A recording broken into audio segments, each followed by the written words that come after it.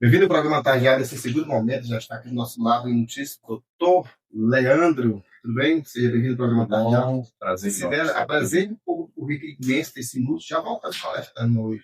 O Dr. Leandro Cardoso é médico cardiologista, escritor e autor de diversos livros, como Lampião, a Medicina e o Cangaço, Palavra Sertão, e hoje ele vai trazer para o nosso programa o tema cangaço.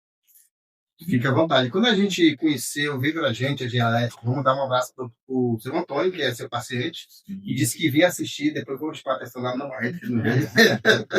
A gente se interessou muito pela história, assim, a gente queria conhecer assim, como é que é, pontuar um pouco da cardiologia dentro desse contexto do Lampião, que foi um visionário, muito estudioso, e a gente quer conhecer um pouco dessas facetas do Virgulino Lampião. O fato de ser cardiologista, primeiro, eu queria agradecer ao convite de estar aqui no programa, né, programa Tardeado, e dizer que é uma enorme satisfação estar aqui. O fato de ser cardiologista, de ser médico, né, me abriu muitas portas nesse itinerário de pesquisa, né. O médico, ele mais ou menos, o consultório médico é como um confessionário.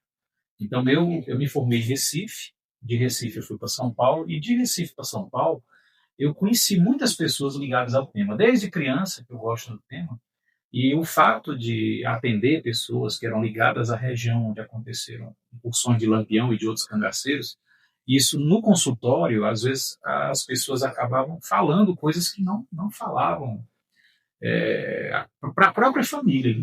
E em diversas situações elas se abriram no consultório. Situações, por exemplo, como castrações.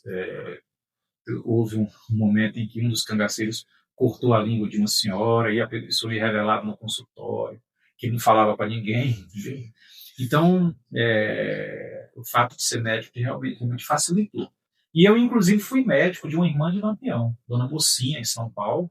Eu passei 10 anos em São Paulo fazendo residência médica e tudo. E eu tive a oportunidade de ser médico de uma irmã de Lampião, Dona Mocinha. Conheci ex-cangaceiros, ex-volantes. Afinal, São Paulo é a cidade mais nordestina do mundo. O Belchior dizia uma frase interessante. O nordestino ou sobe para São Pedro ou desce para São Paulo. Eu disse para São Paulo. E já estou aqui desde 2007. Cidade que eu tive a oportunidade de conhecer, eu morei lá por uns 5, 6 anos. Incrível cidade que não para nunca. É verdade. E é a cidade mais nordestina do mundo. Então lá moravam ex-cangaceiros, parentes de cangaceiros, de volantes, de coiteiros. Então, e eu tive uma felicidade muito grande de conhecer uma pessoa que eu admirava muito. Quando eu era criança, o que me despertou o tema cangaço, eu tinha 9 anos de idade, eu assisti uma minissérie, Lampião e Maria Bonita, com Nelson Xavier e a Tânia Alves na televisão. Não sei se vocês conhecem essa minissérie. E ela passou em 1982, eu tinha 9 anos. Então eu assisti aquilo e fiquei impactado, foi como um murro, assim. E eu perguntei para meu avô, eu perguntei, vô, isso é verdade, isso aconteceu? Ele disse, aconteceu, esses personagens são reais.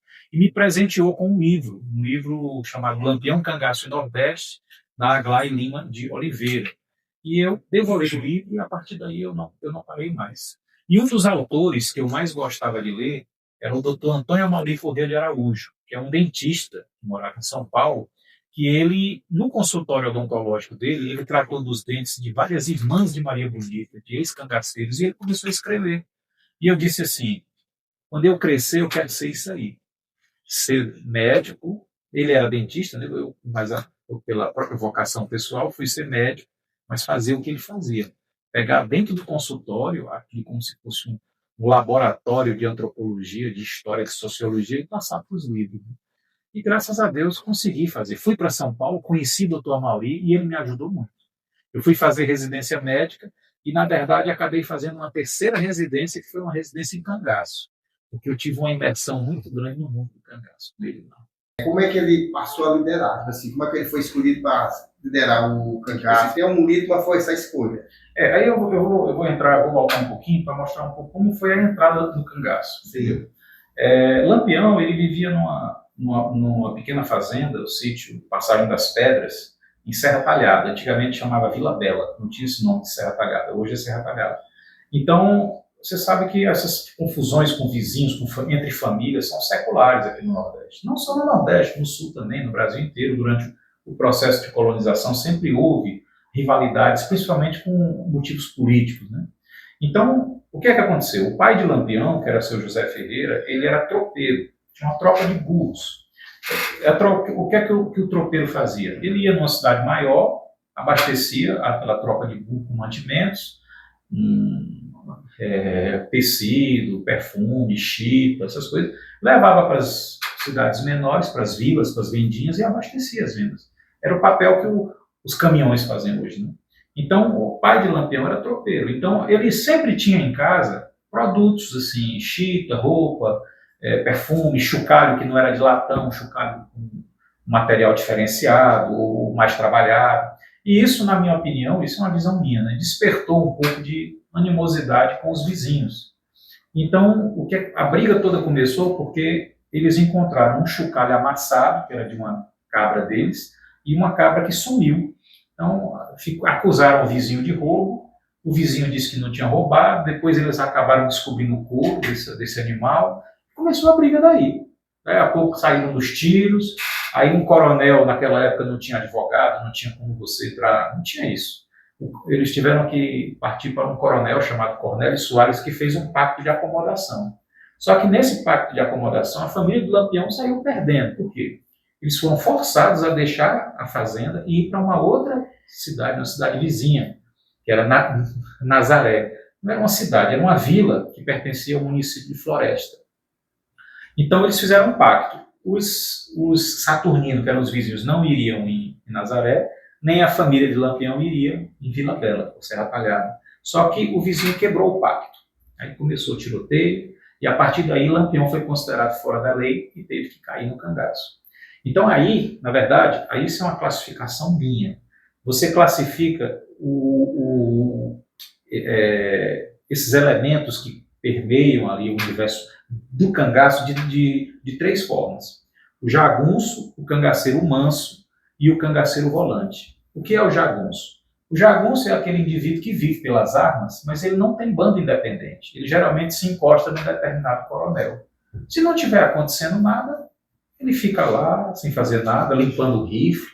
Agora, se tem uma briga, ele vai lá e briga no partido do coronel, né? O cangaceiro manso, isso é uma classificação minha. O cangaceiro manso é aquele que ele tem uma ocupação, pode ser vaqueiro, lavrador, tropeiro, mas se tem um motivo, ele pega em armas, vai lá resolver o problema e volta para a atividade dele. Entendeu? Ele tem um ambiente familiar, ele gravita em torno da própria família ou tal. Foi Lampião até a morte dos pais. Então Lampião entrou em conflito com essa família, a família dos Saturninos, que eram vizinhos, mas ele tinha referência familiar.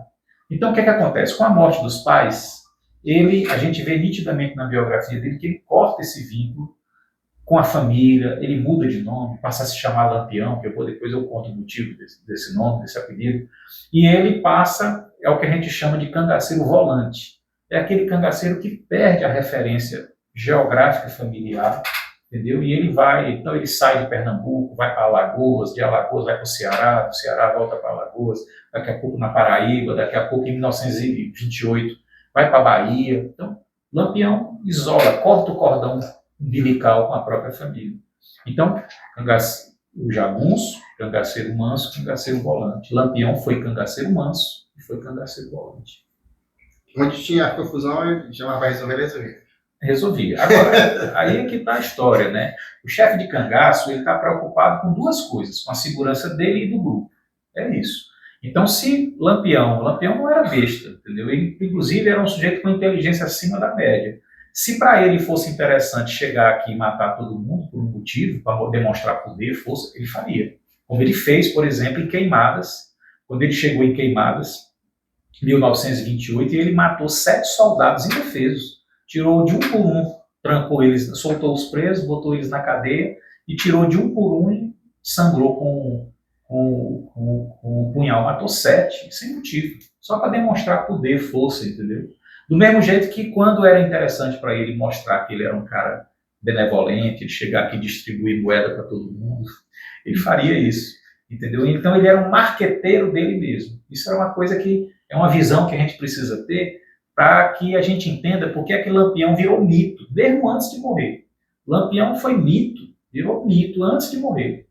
Ele era estrategista, assim? Era um estrategista, era um cara que tinha uma inteligência diferenciada, entendeu? Vou dar um exemplo para você, que eu estava até contando para os meninos ali fora, que é o seguinte, vou dar um exemplo aqui.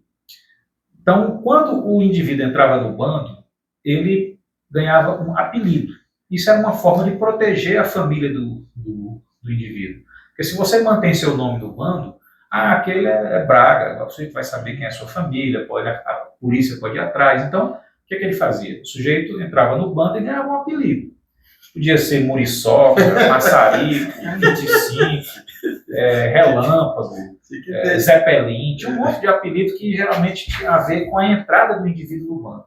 Então, por exemplo, digamos que o apelido do indivíduo era Azulão. Pronto, o nome de um pássaro, né? Sim. O Azulão cantou, aí ele, opa, Azulão. Aí, resultado, teve um combate com a polícia e o Azulão morreu. Aí, o próximo que entrava no bando, ele pegava o Azulão e botava, você vai ser Azulão agora. Então, a polícia noticiava. Tivemos um combate com o bando de Lampião e matamos o cangaceiro Azulão. Aí, na semana seguinte, aparecia no jornal. Lampião entrou na vila tal com Curisco, fulano e Azulão. Aí, gente, Azulão não morreu? Isso dava uma sensação de imortalidade. E outra coisa, entendeu? Então, o Azulão morreu e está de novo no bando. Então, o Azulão teve uns 3 ou 4, que ele simplesmente ficava botando o nome de Azulão. Ponto Fino, teve vários. Entendeu? Labareda, teve vários. Então, ele mudava. Isso era uma estratégia consciente de dar aquela sensação de imortalidade. O cangaceiro não morre. Outra coisa é a onipresença. Por exemplo, Lampião dividiu o grupo em vários subgrupos. Então, por exemplo, o grupo de Lampião estava em Alagoas, mas o subgrupo de Curisco estava em Sergipe. Aí, o subgrupo de Curisco invadiu uma cidade, entrou numa cidade, como nós somos do bando de Lampião. Só que era o grupo de Curisco. Lampião não estava lá, estava em Alagoas. Então, quando noticiava no jornal, Lampião está em Sergipe. Não, Lampião foi visto ontem em Alagoas. Então, meu Deus, esse homem está num estado e no outro ao mesmo tempo. Então, dava uma sensação de onipresença, entendeu? E isso contribuía para essa mitificação que foi Lampião. Lampião virou mito. Quem é o brasileiro que tem 2 biografias feitas em vida dele? Ele teve 2. Em 1926, com Érico de Almeida, e em 1933, com o médico Ranulfo Prata, escreveu uma biografia sobre Lampião. 2 biografias com ele vivo. Ele morreu em 38. Então, o Caba era diferenciado. O pessoal disse que ele era estudioso, visionário, assim, a formação dele antes de se tornar... Não. Lampião era um analfabeto funcional, sabia escrever assim com erros de português, né? Sabia fazer coisas simples, não tinha hábito de leitura. Ele estudou, o que eu conheço de estudo dele foi na escolinha de Domingos Soriano, que era na Vila de Nazaré, essa cidadezinha para onde eles mudaram. Depois que tiveram a confusão com o vizinho, tinha uma escolinha lá do professor Domingos Soriano, ele estudou nessa escolinha, mas não tinha nenhuma formação. E assim, tem muita gente que chega e diz assim, olha, se Lampião tivesse sido um médico, um engenheiro, um advogado, teria sido um gênio, ganharia o Nobel. Não é assim.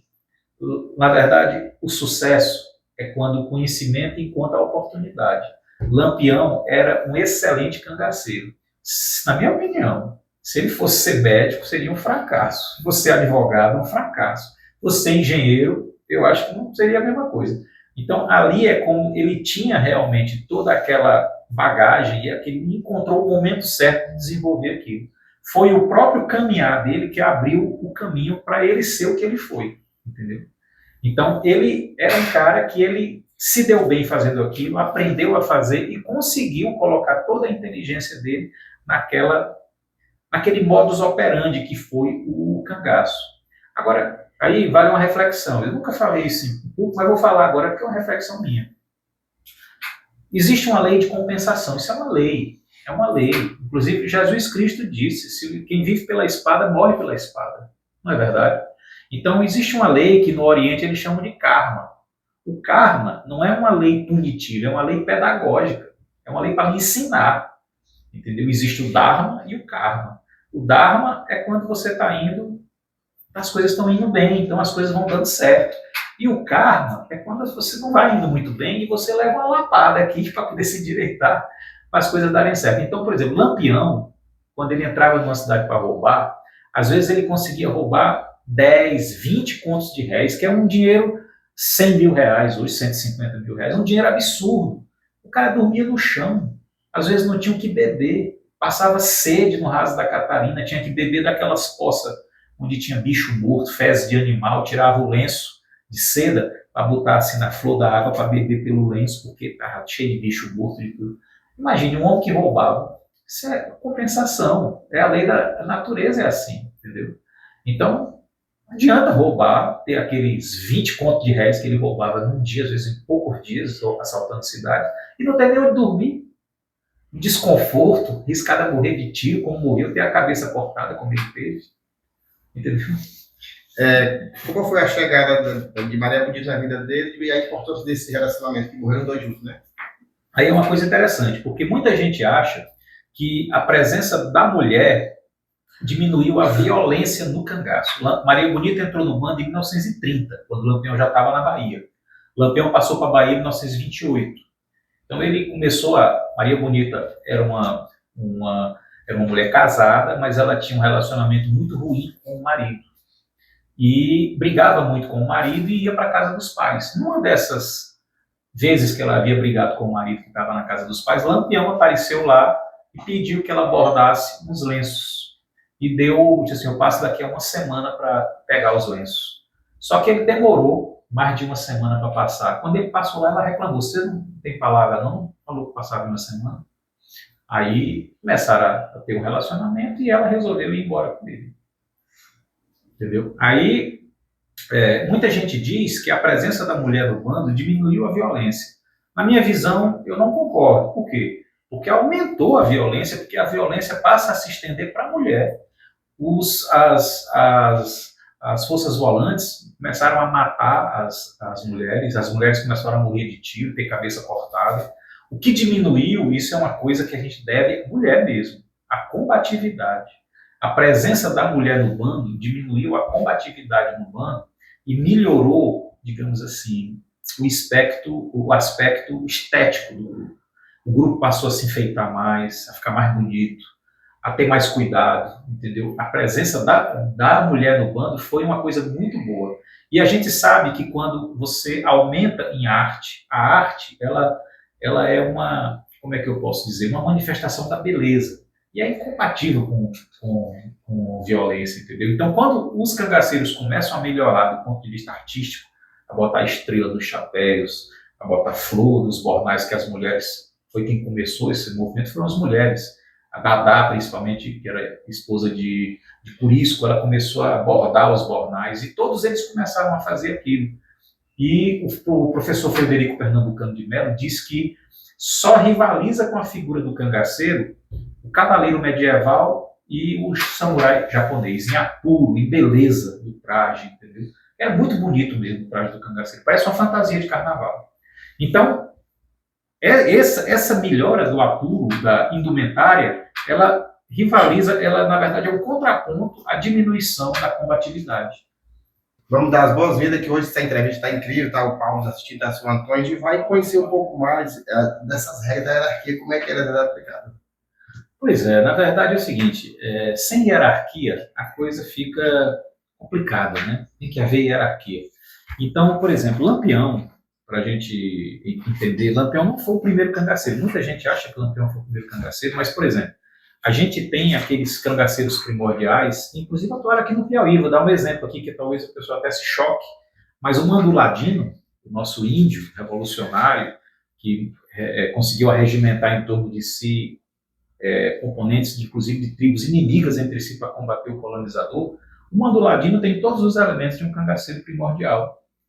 Formação de bando, invasão de vilas, assalto, ataque a fazendas, assassinatos, cabeças cortadas. Tudo isso tem na história de Mando Ladino. Então, Mando Ladino, ele é um proto-cangaceiro, ele é um cangaceiro primordial. E durante a história, a gente tem gradações disso.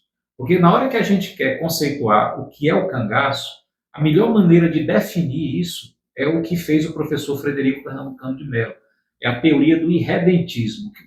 O que seria isso? Existe um rancor crônico contra a figura do colonizador. Esse rancor crônico, ele é endêmico. Ele ficava lá, existe aquele ódio, aquele rancor contra o colonizador, que de vez em quando esse rancor explodia em epidemias. Quais eram essas epidemias? Manduladino, a Batalha do Genipapo, que foi uma epidemia de ódio contra o colonizador, a Balaiada. E se a gente chegar um pouquinho mais já entrando na República, Canudos, que na verdade há um saudosismo em relação ao Império, né? Antônio Conselheiro. E por último, a figura do cangaceiro, que é aquele indivíduo que quer continuar vivendo sem lei nem rei. Quer dizer, sem lei nem rei, sem o rei. Então, ele cada vez mais ele se envolve na caatinga. É como se ele quisesse assim, aqui eu não aceito ordem de ninguém, aqui eu mando. Entendeu? Então, o cangaceiro ele é a derradeira manifestação desse irredentismo, desse viver sem lei nem rei. E o maior expoente foi Lampião. Lampião reinou 21 anos, de 1917 a 1938, perseguido por quase todos os estados do Nordeste, à exceção do Piauí e do Maranhão. E vou dizer uma coisa para você. Lampião realmente é um indivíduo diferenciado. A parte aqui de querer classificar como herói o bandido, que eu acho que isso é muito simplista. Porque, como dizia Guimarães Rosa, no viver tudo cabe. O indivíduo tem espaço para bondade e para maldade. Ninguém é bom 100%, nem ninguém é mal 100%. Não existe isso. Mas Lampião, ele é um sujeito diferenciado. Vou dizer por quê. Cego de um olho, coxo do pé, porque levou um tiro no pé em 1924 e quase perde o pé. E era corcunda por conta do peso dos bornais. O cangaceiro chegava a carregar consigo, às vezes, 30 quilos de munição, de bornal, de tudo. Imagina, fuzil, punhal, Mauser. Então, um indivíduo, quer dizer, que tinha uma deficiência física, porque era cego de um olho, tinha uma pele aleijada. Se você pegar os vídeos do Benjamin Abraão, você percebe o Lampião mancando, ele andava mancando. E os rastejadores das forças volantes identificavam o rastro dele pela pisada. Quando eles rastejavam o grupo de cangaceiros, eles diziam, aqui é Lampião. Porque percebiam a pisada do cego velho, como eles chamavam, né, do capitão. Então, isso é uma coisa muito interessante. E aí entra, quando eu falei de Manduladino, Vicente Bezerra da Costa, que foi um cangaceiro que atuou aqui no Piauí, na época da Batalha do Genipapo, aí você vem subindo, aí passa para Antônio Silvino, aí passa para Sebastião Pereira e passa para Lampião. O Lampião foi do bando de Sebastião Pereira. Em 1922, Sebastião Pereira entrega o comando do bando para Lampião e foge para Goiás, passando pelo sul do Piauí. Aí tem uma coisa interessante. Em 1919, pela primeira vez, Sebastião Pereira tenta deixar o cangaço e ir para Goiás, só que ele é interceptado pela polícia de São Raimundo Nonato. Tenente José Rubem de Macedo, tenente Zeca Rubem, ele intercepta Sebastião Pereira na altura de Caracol, trava combate com ele na entrada de Caracol e tem um segundo combate com ele na divisa com Pernambuco, na região onde hoje é a cidade de Afrânio, em Pernambuco, ali, já indo para Pernambuco. Né? Então, Sebastião Pereira não consegue deixar o cangaço aí, não consegue descer pelo sul do Piauí, porque foi barrado pela polícia piauiense. Então ele volta para o Pajeú. Quando ele volta para o Pajeú pernambucano, Lampião entra no bando. E passa com ele o ano de 21 e de 22. Em 22, ele entrega o comando do bando para Lampião e Lampião reina absoluto a partir daí. Sebastião Pereira foge pelo sul do Piauí, dessa vez incógnito. Inclusive, ele é hospedado pelo Aureliano Augusto Dias, que era avô do Dr. William Palha Dias, que era da Academia Piauiense de Letras, que escreveu, inclusive, livros sobre isso, como o Papa Amarelo, a Drástica Solução. O Dr. William foi um dos grandes escritores piauienses a abordar o cangaço. E o avô do Dr. William, que hospeda Sebastião Pereira na casa dele, e de lá ele foge para Goiás. E vai morrer em Patos de Minas, em Minas Gerais, em 1977. Já bem velhinho, idoso, Sebastião Pereira. Fala um pouco desse livro aqui, depois a gente abre, o senhor pode fazer uma pergunta. Sim, pois não. Esse livro aqui, na verdade, Lampião, a Medicina e o Cangaço, eu fiz em 2005. Essa aqui é a segunda edição, foi feita em 2016.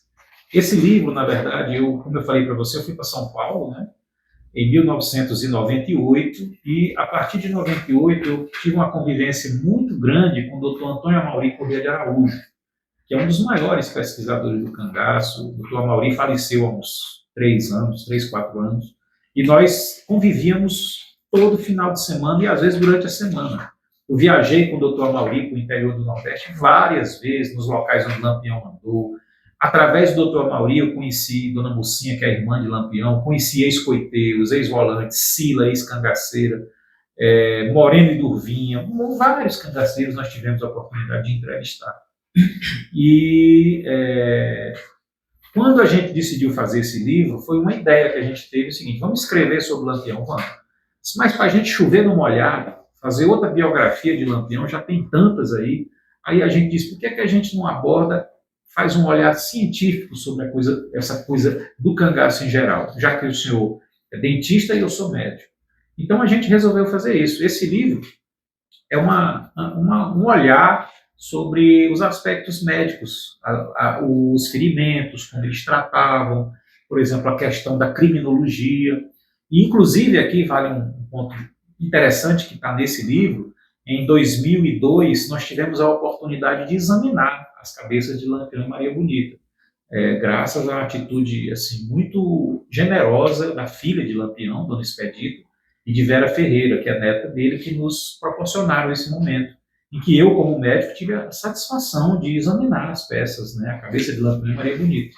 Porque, não sei se você sabe, mas existia uma teoria, que é a teoria de Cesare Lombroso, que é um anatomista, um médico italiano, que ele dizia que o criminoso tinha características físicas que denunciavam que ele era um criminoso. Logicamente que isso caiu por terra, mas naquela época era uma coisa tão grotesca que, por exemplo, o indivíduo tinha dedo comprido, acusava você de batedor de carteira, e às vezes prendia o indivíduo só porque tinha dedo comprido e o indivíduo tinha, como se ele tivesse um estigma físico e colocasse ele como criminoso. Então, vários criminosos foram presos, decapitados e tudo por conta desses estigmas lombrosianos, entendeu? Antônio Conselheiro foi vítima disso. Só que quando Nina Rodrigues foi fazer o estudo da cabeça de Antônio Conselheiro era um indivíduo normal, não tinha nenhum estigma lombrosiano. O Lampião foi a mesma coisa. Cortaram a cabeça de Lampião, levaram lá para o Instituto Médico Legal de Alagoas, depois para a Bahia, e Lampião não tinha nenhum estigma físico de criminalidade que Lombroso valorizava.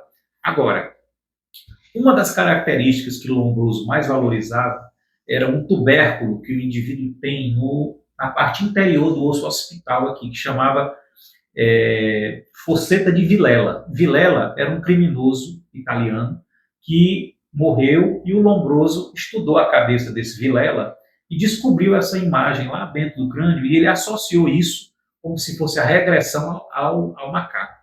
E colocou isso como arbitrariamente, quem tivesse isso era um indivíduo que era menos evoluído e era mais propenso a cometer crimes. Então, resultado, começaram a analisar a cabeça de gente, cortar a cabeça de gente para ver se tinha esse negócio. Isso nunca se mostrou realmente, logicamente, que é um absurdo. Né? Quando o Lampião morreu, a cabeça dele não pôde ser examinada por dentro, porque ela não foi seccionada. Ela, inclusive, estava muito instável, porque ele levou um tiro no rosto. Então, a cabeça estava instável, eles não cortaram a cabeça, não fizeram a craniotomia para examinar por dentro. Só foi em 2002, quando a cabeça foi reexumada, que o Dr. Lamartine Lima, que fez a exumação, e depois eu e o Dr. Antônio Amauri, que examinamos essas peças, nós vimos que Lampião não tinha esse estigma que Lombroso valorizava muito, que era a fosseta de Vilela. Então, Lampião não era um lombrosiano nato, como os lombrosianistas gostariam que tivesse, né? Então, Lampião era um sertanejo comum. Os aspectos físicos, métricos da cabeça dele eram de um sertanejo comum, normal. Seu Antônio, você tem uma pergunta para fazer, dentro dos conhecimentos, para a gente adentrar mais nos conhecimentos do Rigolino Lampião? Mas, Braga, tem sim. O doutor Leandro, a gente tem inúmeras perguntas. É difícil é selecionar uma pergunta que feche que faça um resumo, porque é extensa aí, né? A coisa não é simplesmente simplista, não. E eu gostaria de perguntar ao doutor Leandro, e gostaria que, se a sua licença, antes dessa pergunta, dizer que o doutor Leandro eu sou paciente do doutor Leandro. sou problema cardíaco, não tão intenso, mas o doutor Leandro me trata, né? E essa é a nossa relação.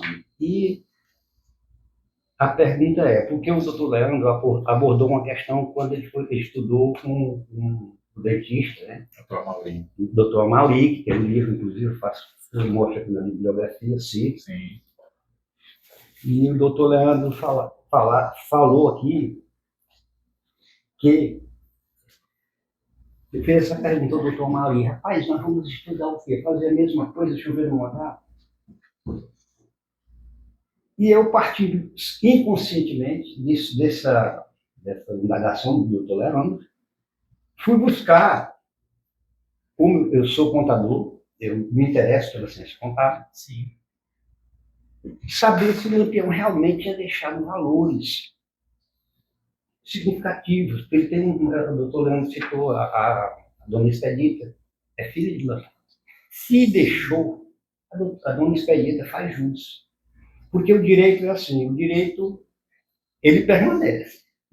Essa história do direito acabou, não. Hoje, tanto é que hoje, 5 anos para cá, o direito pode ser muitos anos atrás, mas de 5 anos para cá, a pessoa tem direito. E nós fizemos referências aqui no nosso trabalho, embora tenha havido uma sugestão para que a gente não divulgasse do Leandro essa questão, e ela é importante, que países que tiveram na Segunda Guerra Mundial ou atualmente estão reclamando das indenizações. Então foi esse nossa ideia, a nossa discussão a respeito da herança de Lampião, já que existia e existe Dona Expedita. Sim. Que é justamente se ele deixou esses recursos estão com ele. Foi esse tipo de pergunta, esse tipo de indagação, que nós não vamos só chover no molhado. Vamos também chover no molhado. É impossível você não estudar a bibliografia. Mas Lampião deixou efetivamente recursos. Recursos vultórios, recursos significativos. Essa é a pergunta que eu quero dizer aqui para fechar com o nosso trabalho, cujo assunto é aqui. Eu vou tentar responder dentro do meu conhecimento do assunto. Eu acredito que não, viu, amigo? Porque é o seguinte, o cangaceiro, ele levava com ele o que ele podia, né? Aquela divisão que eu falei de jagunço, cangaceiro manso, cangaceiro volante, quando o indivíduo virava cangaceiro volante, é aquele indivíduo que ele corta, de certa forma, os laços familiares, e ele não vai ter, pelo menos de maneira ostensiva, contato com a família. Não vai ter. Por exemplo, Lampião teve um irmão que veio morar aqui em Fronteiras, que antigamente chamava Socorro, que foi o João Ferreira. Depois o João Ferreira mudou-se para Picos. Imagine a comunicação de João com o Lampião. Era praticamente inviável. Às vezes botava um bilhete, um portador saía escondido. Hoje é difícil você se comunicar. Tudo bem que tem o WhatsApp, essas coisas, mas naquela época era muito difícil. E ele teve um outro irmão que veio morrer em Valença, que foi o Ezequiel Ferreira. Mas o que eu estou querendo dizer é assim, Lampião, se ele tinha alguma coisa em nome dele, era praticamente impossível, porque ele não podia, tanto assim, ele emprestava dinheiro, ele tinha muito dinheiro, conseguia juntar muito dinheiro, mas eu vou lhe dizer uma coisa, o custo do cangaço era muito caro. Por isso que eu, inclusive, falei ainda agora da lei do karma. A lei do karma, que é uma lei a gente não costuma lançar mão muito aqui na nossa cultura ocidental, porque é muito do Oriente, né? Mas a lei do karma é a lei de compensação. Vou dar um exemplo. Se eu dou um murro na mesa, dependendo da força do murro, a mesa dá um murro na minha mão. Se for muito forte, quebra a minha mão. Isso é karma. É um karma imediato. Entendeu? É uma reação de acordo com a minha ação. Então, por exemplo, Lampião tinha vezes que entrava, saqueava vilas, às vezes ele conseguia levantar 30 contos de réis. 30 contos de réis é coisa de 150 mil reais. É muito dinheiro. Agora, dormia no chão, não tinha cobertor, não tinha conforto, não tinha nada, não tinha água. Tinha que beber daquela loca cheia de bicho morto, de fezes de animal, muitas vezes. Então, assim, uma coisa compensa a outra. Isso aí é uma compensação. Um cara que conseguia juntar em poucos dias 150 mil reais, ele tinha que pagar coiteiro, pagar fornecedor de arma, pagar político, pagar os próprios companheiros que tinham que dividir, às vezes fazia o saque, tinha que dividir entre eles. Então, o custo de sustentação do cangaço era muito caro, muito caro. Esses 150 mil, esses 30 contos de reais que ele levantava, não dava para nada. Tinha que ficar roubando para poder alimentar aquela estrutura. E aí tem uma coisa. Teve uma entrevista do coronel José Lucena de Albuquerque Maranhão, que foi o comandante da organização que acabou culminando com a morte de Lampião no Angico, que era, apesar de ter sido chefiada pelo João Bezerra, mas o João Bezerra ele era capitão, depois passou foi promovido quando ele matou Lampião, mas ele era um oficial da Polícia Alagoana. O comandante da Polícia Alagoana era José Lucena de Albuquerque Maranhão. E numa entrevista, o repórter perguntou para ele: Coronel Lucena, quem matou Lampião? Ele disse: o dinheiro dele. Agora, o dinheiro dele era o dinheiro que estava com ele. Lampião, por exemplo, eu até contei aqui para vocês, que ele chegava numa vila e distribuía moeda, e o povo achava que aquilo era generosidade. Não é generosidade, é porque para que o cangaceiro vai carregar moeda? Ele carrega bala. Moeda é um peso morto, rapaz. Ele vai carregar cédula e não pesa, entendeu? Então ele distribuía a moeda e o povo dizia: Lampião é muito bondoso, caridoso, distribuindo moeda. Mas não tinha nada disso. Então, resultado: o que Lampião tinha foi levado no Angico ali. Os policiais, as pessoas que estavam ali, raparam tudo. Do ponto de vista assim, de ter alguma coisa em nome dele, muito pouco provável. O que ele tinha era realmente dinheiro emprestado a juros. Ele pegava dinheiro, emprestava para determinada pessoa e recebia, emprestava juros dele. Vou dar um exemplo aqui de como funcionava a coisa. Quando o Lampião passou para a Bahia, em 28, ele teve um relacionamento de amizade comercial com o coronel Petronilo de Alcântara Reis. Coronel Petro, era conhecido como Coronel Petro, era um homem muito rico, tinha inúmeras fazendas, milhares de cabeças de gado. Lampião entregou dinheiro para ele e o Coronel Petro pegou o dinheiro e foi para Salvador. E Lampião se zangou, não podia botar a mão no Coronel Petro. O que foi que ele fez? Ele fez o Coronel Petro falir. Ele matou praticamente todas as cabeças de gado do coronel e ainda ameaçou: o vaqueiro que ficar numa fazenda desse coronel eu mato. Os vaqueiros começaram a correr, as fazendas ficaram abandonadas. Esse coronel morreu na miséria, morreu pobre. Aliás, até hoje, eu estava falando com um pesquisador baiano, um amigo meu, eles não sabem onde ele está enterrado. Um coronel que foi uma pessoa de projeção na sociedade baiana na época, riquíssimo. Lampião emprestou dinheiro para ele emprestou dinheiro para Lampião, quer dizer, tinha uma relação com Lampião, tinha milhares de cabeças de gado. Hoje a gente não sabe onde ele está enterrado. Por quê? Porque ele traiu Lampião, o dinheiro. Agora é isso que eu estou dizendo para você. Você não tem um contrato, uma promissória para dizer. Então, o Lampião tinha muito dinheiro? Tinha. Mas era assim, era em dinheiro, esse dinheiro que tinha que rodar muito. Por quê? Porque a estrutura de sustentação do cangaço é muito cara. A filha de Lampião, dona Expedita, foi criada por um vaqueiro chamado Severo Mambede. Um vaqueiro pobre, exatamente para não levantar suspeitas. Ele devia receber dinheiro de Lampião? Devia. Lampião passava, devia dar dinheiro para ele, porque afinal de contas estava cuidando da filha dele. Como é que se ficou sabendo disso? Quando o Ângelo Roque foi preso, que estava em Salvador preso, aliás, não foi nem Ângelo Roque, acho que foi Pancada. Pancada que numa entrevista para os jornalistas, para os policiais, disse: não, o Lampião e a filha dele. Lampião tem uma filha? Tem. Aí falou: quem cuida é Severo Mambede. E acabaram descobrindo e descobriram a menina. A menina foi pega, foi levada para... Depois foi dada a guarda para o tio, que é esse tio que morou aqui no Piauí, que é o João Ferreira. Então ela acabou sendo depois criada pelo tio. Mas assim, era um vaqueiro que não tinha posse, não tinha nada. Então, do ponto de vista material mesmo, eu acredito que não tinha nada. O que tinha era o que estava nos bornais. O que não estava nos bornais, os agiotas, os outros que, para quem Lampião emprestava dinheiro a juros, ficou com o dinheiro. Aí ficou o ouro, ficou essas coisas que foram tomadas, inclusive, na hora em que ele foi morto. Então a questão do cangaço era mais um movimento social, né? Não era nem tanto para arrecadar tudo, era mais esse movimento social. Eu não vejo assim. Eu vejo o Lampião... É porque é o seguinte, o cangaço ele é bem mais do que uma simples coisa de fora da lei. Ele é muito mais muito mais do que isso. Lampião, a gente pode comparar aqui, deixa eu ver aqui, existem vários tipos de cangaço. Existe aquele cangaço de revide, por exemplo, o cangaço que eu falei, do cangaceiro manso. O indivíduo que ele tem uma atividade, ele é vaqueiro, ele é lavrador, e alguém ofende a família dele e ele é forçado a juntar algumas pessoas, a entrar num bando para ir lá dar o troco. Depois ele voltava para a atividade dele, entendeu? Esse é o cangaço de revide, é o cangaço de você dar o troco. Por quê? Na sociedade, nos nossos 400 anos de colonização, o modus operandi era surra, bala e punhal. Se alguém fizer mal a alguém de sua família e você não desse o troco, você estava liquidada socialmente. Você não era mais nada.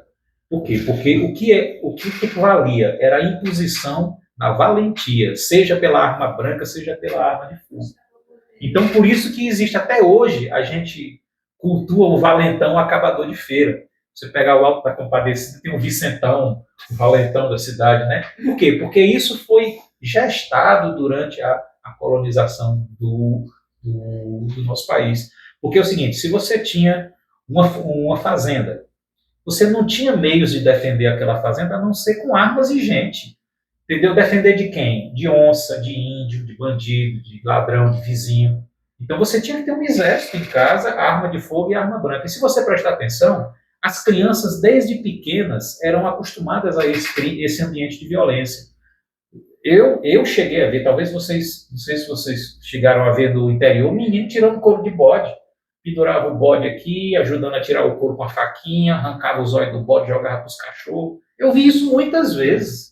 A criança pequena, desde pequena, muito próxima desse ambiente violento, assim, de furava a carota do bode, aparava com uma coisa assim. Eu vi isso muitas vezes, entendeu? Então, resultado, esse ambiente de violência, de destreza nas armas brancas, arma de fogo, isso foi gestado durante toda a colonização do Brasil. E é exatamente esse o ambiente onde prospera o cangaço.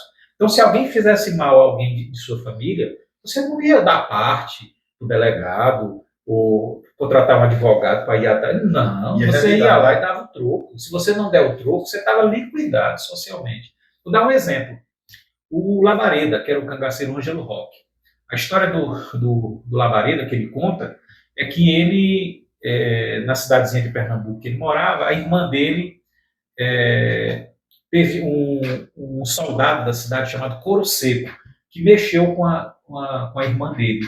E ele foi na intendência municipal, que era o equivalente hoje à prefeitura. E ele foi falar com o intendente, olha, o soldado Couro Seco mexeu com minha irmã, deu um jeito aí, faça alguma coisa. Aí ele disse, não posso fazer, ele é soldado, ele é uma autoridade. Você vai lá e faz a mesma coisa com a irmã dele. Eu não quero fazer mal à moça, isso aí então tá ruim, porque eu não vou poder fazer nada. Aí ele foi lá e matou, pegou um enxerto e queimou o Couro Seco, virou fora da lei, entendeu? Foi forçado a buscar refúgio no bando de Lampião. Então eles incentivavam uma pessoa a fazer a própria. É para você ver como é complexo essa coisa, né? Porque o intendente, que é o prefeito, o intendente, ele foi lá, olha, o soldado Couro Seco fez mal à minha irmã. Aí ele disse, olha, não posso fazer nada, o soldado Couro Seco é uma autoridade. Aí eu posso ir lá e prender o Couro Seco. Aí ele disse, vá lá e faça a mesma coisa com a irmã dele. Aí ele disse, mas eu não quero fazer mal ao moço, não quero. Aí ele disse, pois então tá ruim, não tem como resolver. Aí ele disse, pois eu tenho. Pegou só um enxerto, encheu de bala e queimou o Couro Seco. E virou bandido, entrou processo, não sei o que, assassinato, não sei o que. E aí ele foi forçado a procurar o bando de Lampião. As influências, não só pelos cordeiristas, que tem muitos livros escritos assim, ainda continua influenciando hoje, assim, esse conhecimento está vivo na nossa sociedade. Essa coisa do folheto de cordel é maravilhosa. Você tocou num assunto muito interessante, porque o cordel é uma das vertentes que ajudou a mitificar Lampião. Lampião é mito, já era mito antes de morrer, né? E o cordel teve uma participação importante nisso. Se você for ver, o folheto de cordel é uma coisa maravilhosa. Por quê? Porque o único lugar onde o folheto conseguiu prosperar foi o Brasil. Se você pegar, por exemplo, a Península Ibérica, França, Portugal e Espanha, no começo da colonização do nosso país, 1500 e tudo, não havia muita fronteira linguística entre Portugal, Espanha e França. Era muito parecido, assim, as pessoas se entendiam. Então, por exemplo, na França tinha a literatura de colportage, na Espanha, los pliegos sueltos, e em Portugal, as folhas soltas. Eram folhas, folhetos, que eram onde se para você fugir um pouco da literatura culta, porque a literatura culta só existia nas famílias ricas e nos mosteiros. Entendeu? Para o povão mesmo, que era analfabeto, eram esses folhetos que eram lidos em feira. Às vezes pendurava naquelas cordinhas, por isso que virou cordel. Então, o folheto era a maneira que o povão tinha de se atualizar, de receber notícia, entendeu? Então, isso se popularizou. Aqui no Brasil, ele ocupou um espaço muito importante, porque a grande massa era analfabeta. Então, você ia para a feira dia de domingo, se inteirava do que estava acontecendo no mundo, e o rapaz cantava aqui: tu quer que eu faça contigo como eu fiz com a mãe do cão, fiz ela dançar uma valsa na ponta do meu facão, sapateando com a espora, com a perneira e com o gibão. Então, eram feitos em sextilhas, em décimas, em heptilhas, que eram fáceis de gravar. O sujeito gravava e ainda se atualizava. Isso se difundiu. Por quê? Porque o jornal nunca chegou nos rincões. O jornal, na Península Ibérica, Portugal, França e Espanha, que é pequeno lá o espaço, o jornal chegou e o folheto se acabou. Aqui no Brasil, não. O jornal chegava, no máximo, naquelas cidades um pouquinho maiores. Mas nos rincões, quando chegava um jornal, era de 6 meses, 7 meses. Na casa do meu avô que me contava isso, só tinha 2 livros. O Almanaque da Parnaíba e a Saúde da Mulher. Só tinha 2 livros. Não tinha jornal, não tinha nada, não tinha coisa nenhuma. Você se atualizava, ter notícia. Então, o cordel teve uma participação importantíssima na nossa formação mesmo. E é por isso que a gente deve hoje valorizar o folheto de cordel, porque ele ainda sobrevive aqui no Brasil. Quando o professor Raymond Cantel, que era da Universidade Sorbonne, né, lá na França, ele veio pesquisar sobre o Lampião dos anos 50, e quando chegou aqui, ele se deparou, lá em Fortaleza, no mercado de Fortaleza, com os folhetos de cordel. E ele disse: a literatura de colportage, os pliegos sueltos, as folhas soltas aqui, eu estou vendo aqui. E ele mudou a pesquisa dele, deixou de pesquisar Lampião e foi pesquisar sobre cordel. O professor Raymond Cantel levou o cordel para a Sorbonne, para inaugurar a cadeira de cultura popular lá na Universidade da França, lá na Sorbonne. O cordel é importantíssimo. Além do cordel, assim, nós estamos no final da nossa entrevista, aonde que o brasileiro acha aí informação, livro, cordel, o que está tendo na sociedade para se informar mais sobre Se eu fosse indicar aqui um livro, para quem está começando agora a ver a questão do cangaço, o livro que eu indicaria é o livro do professor Antônio Amaury Corrêa de Araújo, com a Vera Ferreira, que é a neta de Lampião. Eles fizeram um livro juntos, chamado De Virgulina a Lampião. É um passeio histórico, um passeio biográfico sobre Lampião. É muito bom. Outro livro também, que é Apagando o Lampião, do Frederico Pernambucano de Mello. É uma biografia de Lampião muito bem fundamentada. Para quem já está um pouco mais ambientado nessa coisa do cangaço, eu colocaria como livro referencial o Guerreiros do Sol, que é um livro do Frederico Pernambucano de Mello, que é um livro que entra nas profundezas da parte antropológica, sociológica do cangaço. É um livro fundamental. Quem realmente gosta do assunto, que quiser entender, inclusive, as coisas mais assim intrínsecas mesmo do cangaço, tem que ler o Guerreiros do Sol. Cangaço é uma coisa muito complexa mesmo.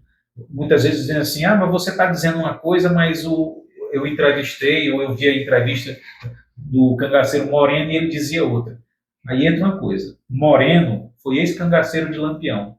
Moreno não sabia nada de cangaço. Moreno sabia do que era ser cangaceiro. Saber sobre cangaço é ter uma visão. A memória, ela faz parte da história, mas a história é maior do que a memória. Então, o pesquisador, ele tem que ver o depoimento dos cangaceiros, dos volantes, dos coiteiros, mas ele tem que ampliar um pouco mais esse leque de visão e debruçar o olhar sobre a parte antropológica, a parte sociológica, a parte histórica, que o personagem ali não tem essa visão. Entendeu? Então, Durvinha, Moreno, Sila, eles não entendem de cangaço, eles entendem do que é ser cangaceiro. Cangaço é muito mais amplo do que isso, entendeu? É a minha visão, né? A minha visão disso. Muitíssimo obrigado, você vai voltar em outro momento para nós terminar essa história, que é muito longa, e assim, a gente queria ter até mais, mas tem outro participante nos esperando. Eu vou marcar outro momento para você voltar para contar a segunda parte da história, pode ser? Boas ordens.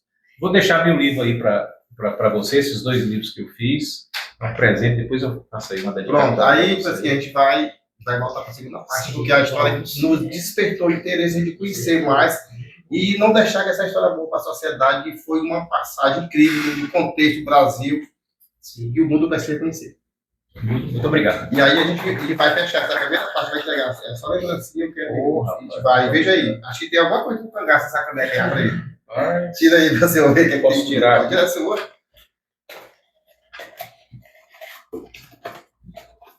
Ai, rapaz, tem um lampião aqui. Vai ser onde eu vou tomar meu café amanhã. Vamos. Aí eu A alegria que contagia. Programa Tardiária, informação todo dia. Com Braga, oficial direto pra você. É conteúdo de verdade pra se entreter.